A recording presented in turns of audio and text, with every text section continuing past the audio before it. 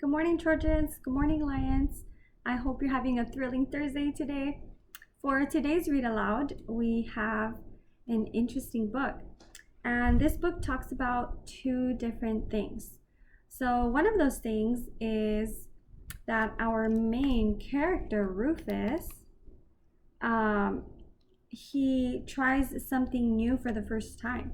So he has to go to school for the first time. And I know some of us may be nervous going on to third grade, but I have good news. There is nothing to worry about because our friend Rufus shows us that if we are just ourselves, we will be just fine. So, for today we have Big Bad Wolves at School.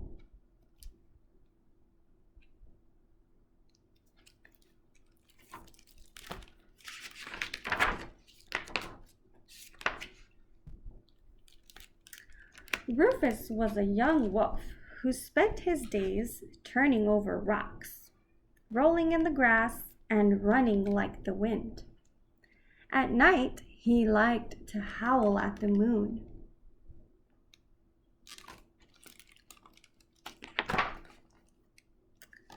Although Rufus seemed happy, his parents were worried. "Rufus will never survive in this cold, cruel world," said his father. His mother agreed. "We have to step in before it's too late."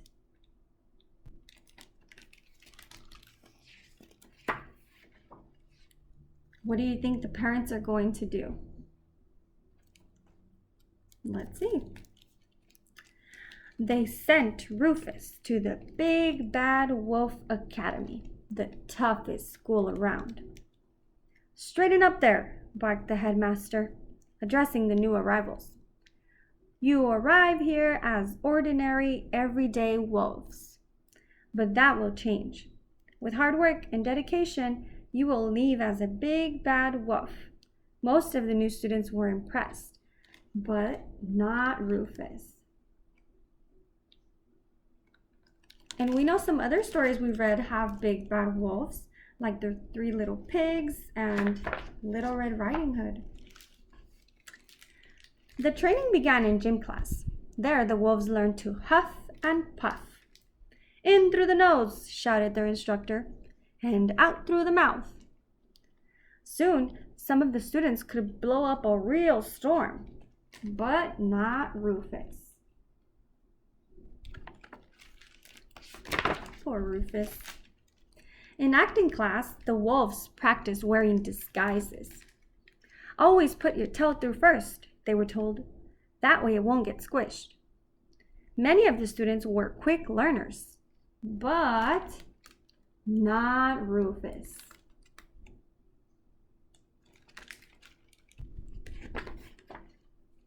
Twice a week, the students met with the foreign language teacher. "Say, ba," he snapped. "Show some feeling." "Ba," the class recited, huddling together. But not Rufus.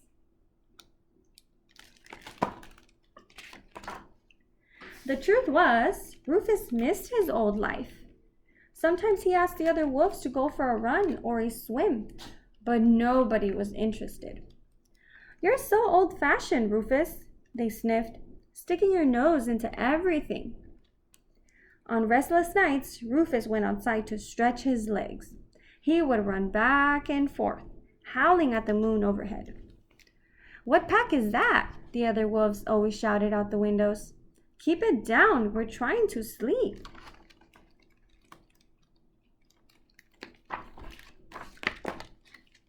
After a few months, the students went on a field trip. They all did very well, all except Rufus.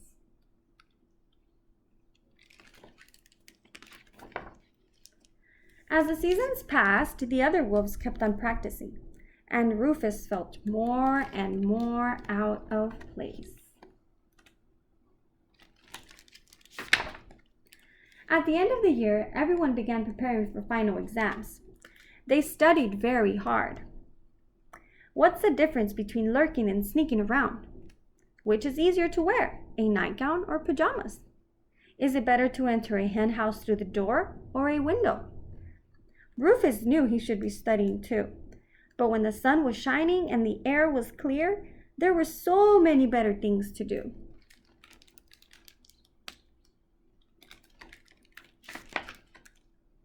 On the first day of testing, Rufus was completely unprepared. Suddenly, the alarm sounded. Ring!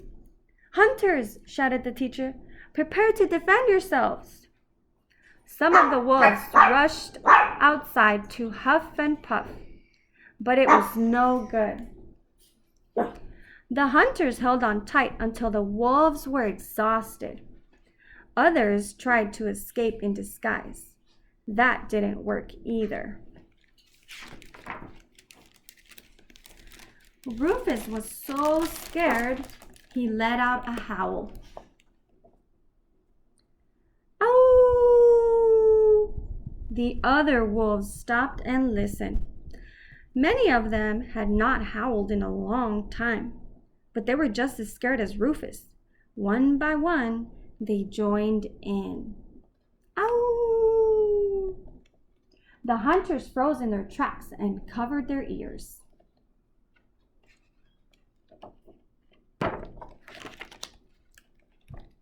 When Rufus saw what was happening, he got an idea. Quickly, he told the other wolves his plan. Howling and running, running and howling, the wolves darted through the woods. Ow! The hunters hesitated. There were far more wolves than they had ever imagined. The wolves seemed to be everywhere.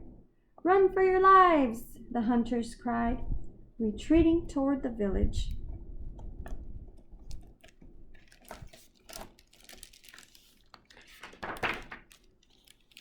The wolves thanked Rufus for saving them. You've made us all proud, said the headmaster, handing him a special medal at the graduation.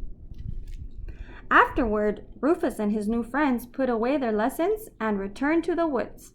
They ran and wrestled and swam in the lake. Once a year, though, they returned to a village. Just for fun. I hope you guys enjoyed this book.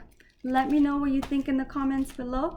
And remember, always stay true to yourself, like our friend Rufus. Thank you guys for listening. See you next week. Bye.